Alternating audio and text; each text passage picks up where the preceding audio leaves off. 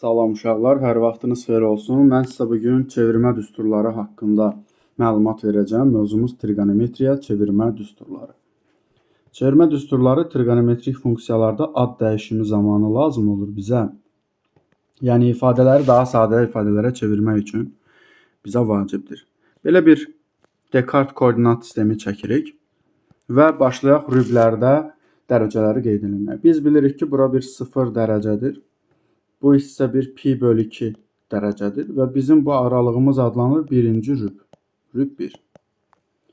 Aha, bu hissəmiz bizim pi dərəcədir, yəni 180 dərəcə. Bizdə bu hissə adlanır ikinci rüb. Bu hissəmiz bizim 270 dərəcədir, yəni 2-də 3 pi. 2-də 3 pi. Bu hissə də bizdə adlanır üçüncü rüb. Üçüncü rüb.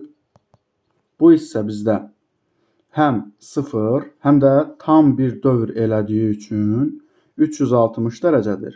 Və bu hissə də adlanır dördüncü rüb. Dördüncü rüb.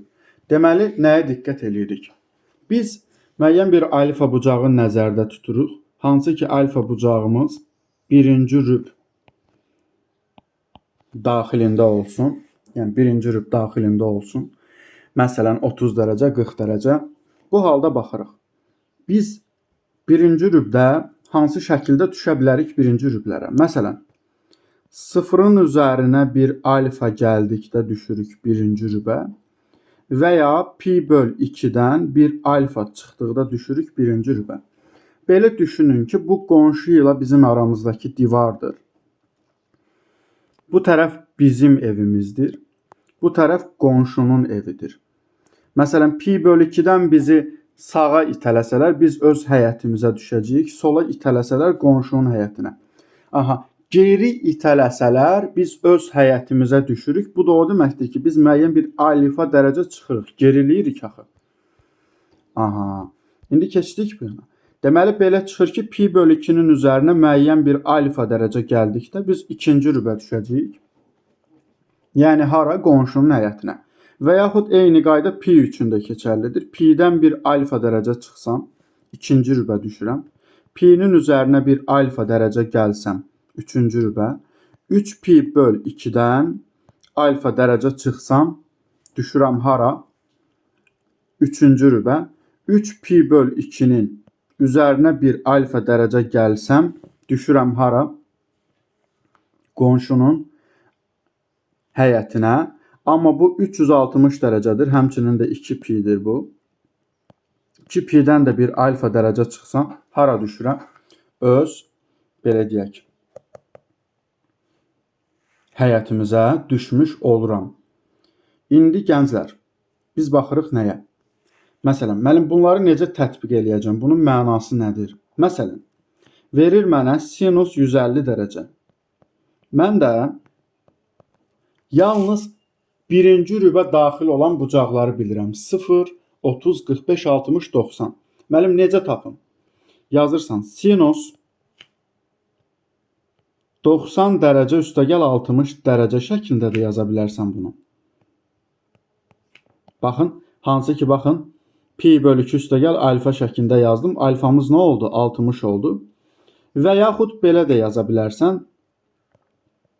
Sinus 180 dərəcə çıxılsın, daha doğrusu, 180 dərəcə çıxılsın, 30 dərəcə şəklində də yaza bilərsən. Ki, baxın, pi çıx alfa şəklində nə elədim? Göstərmiş oldum. Bunu da bu şəkildə pi bölü 2 üstəgəl alfa şəklində göstərmiş oldum. Aha, indi burada ad dəyişimi məsələsi var. Gənclər, yadınızda saxlayın. 90 və 270-də ad dəyişir. 180 və 360 dərəcədə ad dəyişmir. Bunu da belə yadda saxlayın. Sondan 0'ı silirsən. Cüt idi, tək oldu, ad dəyişir. Sondan 0'ı sil. Cüt idi, tək oldu, ad dəyişir.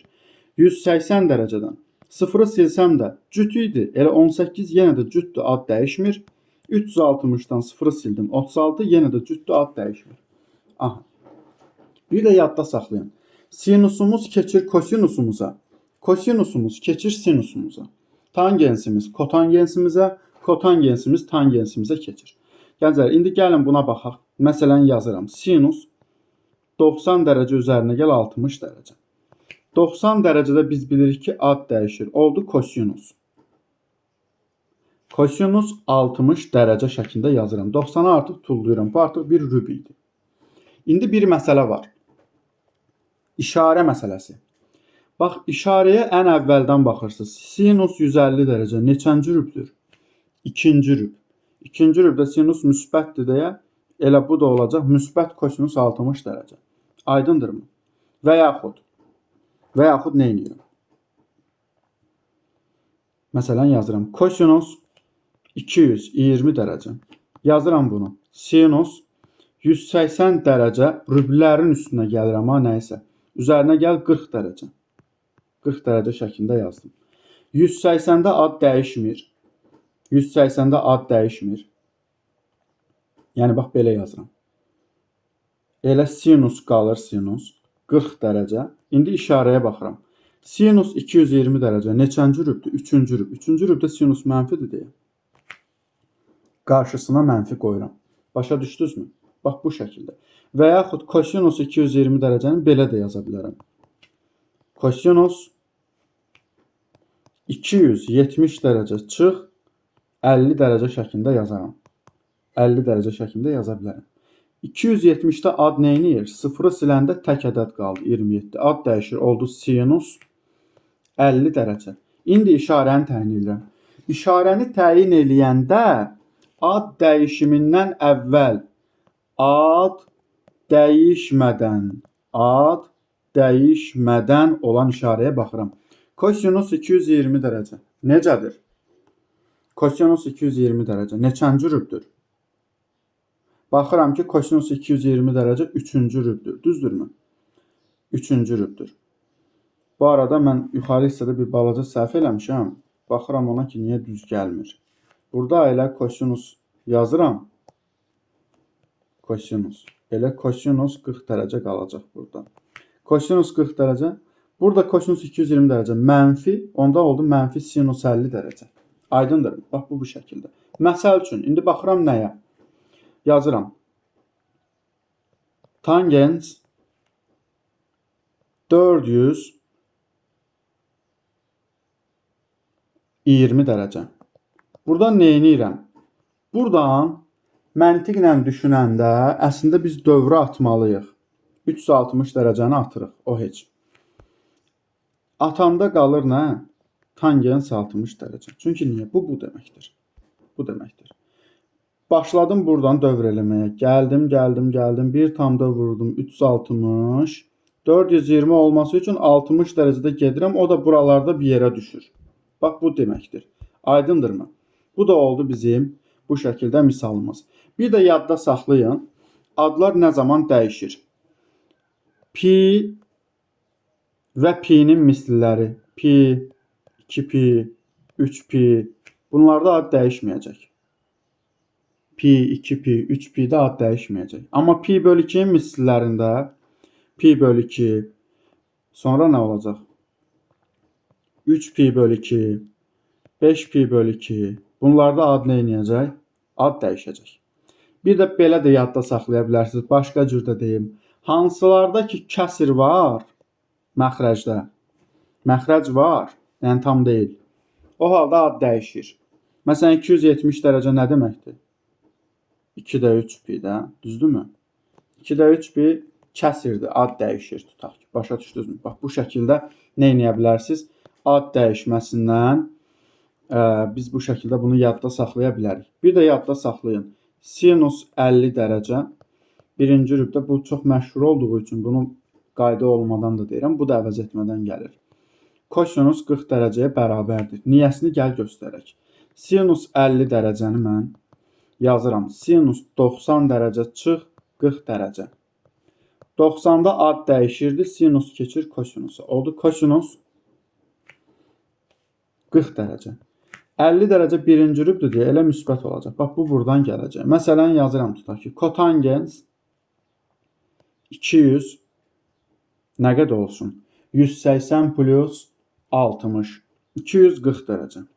Kotangens 240 dərəcəni belə yazıram. Kotangens 240 dərəcəni və yaxud 180 plus 60 da yaza bilərəm və yaxud kotangens 270 dərəcə minus 30 dərəcədə yaza bilərəm. 180-də ad dəyişmir. Elə qaldı kotangens 60 dərəcə. Bir dənə baxıram ki, 240 dərəcə neçənci rübdür? 3-cü rüb. 3-cü rübdə kotangens müsbətdir. Ona görə də kotangens 60. Və ya ad dəyişdi, oldu nə? Tangens. Tangens 30 dərəcə. 3-cü rübdə tangens də müsbətdir. Kotangens 60, tangens 30. Bu şəkildə də göstərə bilərəm. Bu şəkildə də göstərə bilərəm. Yəni bunların hər ikisi eyni anlama gəlirlər. Eyni anlama gəlirlər. Məsələn, tutaq ki, belə yazıram. Kosinus, tutaq ki, gələk bunun üstünə bir 780 dərəcə.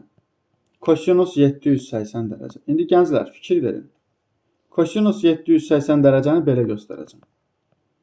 Bu heç bu aydın məsələdir ki, mən bunu kosinus 720 üstəgəl 60 dərəcə şəklində göstərə bilərəm. Çünki burada 2 dənə tam dövr var. 360, 360. Onları tullayacağım. 720-də ad neyniyir? Dəyişmir. Elə kosinus 60 dərəcə qalacaq. Bu da gəlib düşür 1-ci rübə və bu da müsbətdir. Bax, bu şəkildə biz yazacağıq bunu.